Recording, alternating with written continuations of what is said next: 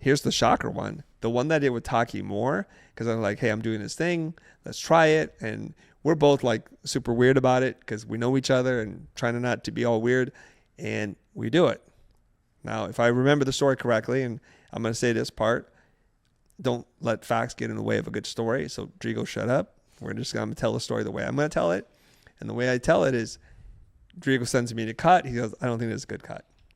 What do you want to do with this? I'm like, post it. Who knows?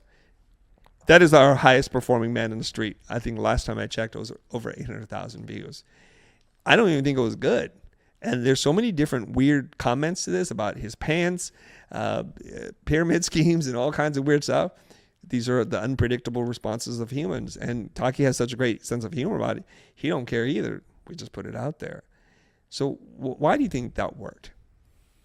Well, I think that first off, the awkwardness that you felt probably came off on screen, and that creates tension. You're like, look at the awkwardness. Yeah, the awkwardness creates tension, and it creates like, what is happening here? What is this story? What's unfolding?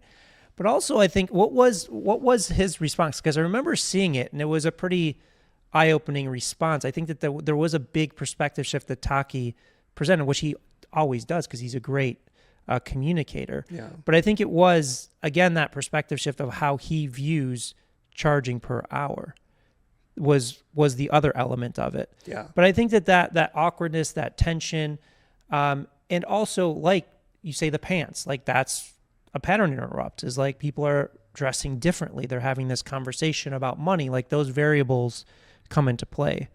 But the interesting thing is, like, I don't know that humans are that unpredictable. I think they are kind of predictable. I'll bite. What do you mean?